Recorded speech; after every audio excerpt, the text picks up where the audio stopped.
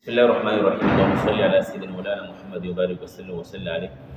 رستونی ویډیو چې کومه ما جوړه کړله کې پی کې د مرګرو د باره چې هغه خپل سبقي منزل په دې خپل ټایم کې څنګه مینج کوي. اوس دا ویډیو زما هغې ویډیو سره تعلق لري ځکه چې هغه ویډیو کې خبره نیمګړې پاتې شوې وه چې یار دو به سبقي څومره سنوي، منزل به څومره سنوي او د دو سبق مقدار به څومره وي او آیا د دو رفتار به څنګه وي. سناول او رفتار مختلف طریقه کار دي. اوس یو ټکی وایم مثال کے طور پر الحمدلله رب العالمین الرحمن الرحیم مالک یوم الدین ایاک نعبد و ایاک نستعین. نو دې رفتار کې که څوک یو ماشوم سبقي منزل شروع کړي نو هغه به پوره ورځ والي، یو سپارې کې دوه سپارو کې، نو د دې رفتار باندې توجه ساتل دی. اوس راځو د منزل مقدار دپاره چې منزل مقدار څومره پکار دی.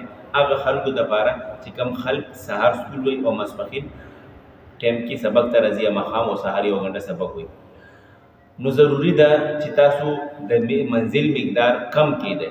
یو ماشوم که 15 سپارې ویلي دي نو تاسو زیات نه زیات که ډېره منزل بړاو کړئ نو د یو نیمه سپارې نه منزل مه بړاوئ. د دې وجه دا دی که د 2 سپارې 2 شي یا 2 نیمې شي نو تاسو خو به دا لالچ کوئ چې یاره د دې دا دور زر تیر شي او بل دورې راشي. خو دلته تاسو ته توجه په دې خبرې باندې ساتلې دا پکار دی، توجه دلته هم پکار دی چې یاره د دو دا 2 سپارې چې ما کېښودلې هسې نه چې د دو رفتار بړاو شي او د دې ژبې چې کوم رفتار د خپل دا بړاو نه شي او ژبه د دو خرابه نه شي. نو لہذا د 15 سپارو دپاره یو نیمه سپاره ډېره ده.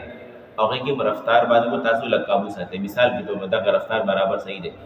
الحمدلله رب العالمین الرحمن الرحیم مالک یوم الدین ایاک نعبد و ایاک نستعین اهدنا الصراط المستقیم صراط الذین انعمت علیهم غیر المغضوب علیهم ولا الضالین تبارك الذي جعل في السماء بروجا وجعل فيها سراجا وقمرا منيرا وهو الذي جعل الليل والنهار خلفة لمن أراد أن يذكر أو أراد شكورا وعباد الرحمن الذين يمشون على الأرض هونا وإذا خاطبهم الجاهلون قالوا سلاما. دغه رفتار دو دوباره بهتر دی او ضروری پکار دی دومره رفتار د دې نه چې زیات تیز نشي، بیا به رسول ستا دپاره هم پریشاني او طالب دپاره هم پریشاني. اوس راځو سبقي مقدار دپاره. یو ماشوم مثال کے طور پر حامیم سبق دی او دی ویلې د قال فما. قال فما د دې سپاره پوره شوله، اوس حامیم شروع شوله نو دی به قال فما پوره سپاره سناوي تر هغه پورې چې کومه پورې د دې د حامیم سپاره نیمه نه وي شوې.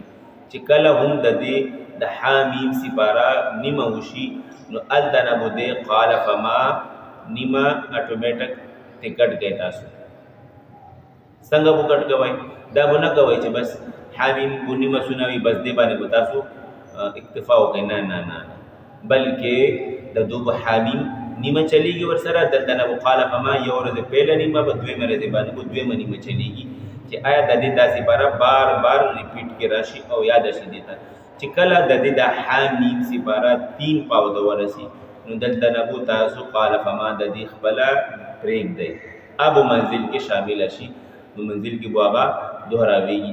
اوس د دې 3 پاو شولو نو 3 پاو نه بعد د دې حامیم پوره دا سپاره په سبقي کې شامله شوله چې کومه پورې د دې دا حامیم سپاره نه ختمېږي. پاره ختمه شوله، پارې جایزه تاسو ناظم ته ورکړله یا ناظم نشته تاسو خپله ته مضبوطه جایزه واخیسته بل استاد ته ولېږلو نو تاسو پوه شو چې یاره د دې سپاره مضبوطه دی. اوس د دې تاسو بله سپاره شروع کړئ. ښه شروع دلته به اوس خبر وکړو د سبق د مقدار. سبق مقدار تاسو طالب په ذهن باندې پرېږدئ. ځینې طالبان هغه قابله وي او هغه ډېر سبق یادولی شي، تاسو بالکل ډېر سبق ورکولی شي. خو دلته کې دا دی چې مضبوط په بیا واورئ سبق. دا نه دی چې هغه اټکنه غلطیانه کې تاسو وایئ چې بھائی جان دی، نه نه نه، دې سره کار نه چلېږي. بیا به د دې ماشوم دغه سپاره سبقي کې کمزوري شي.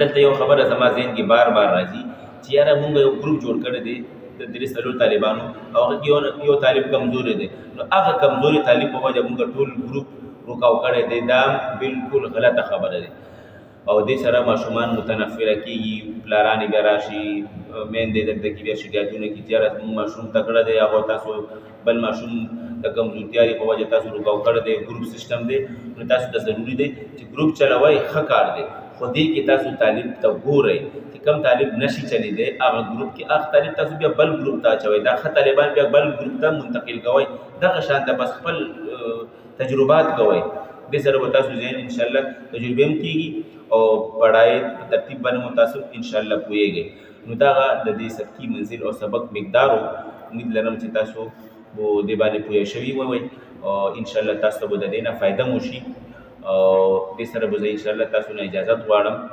خدای په امان خپل خیال ساتئ الله حافظ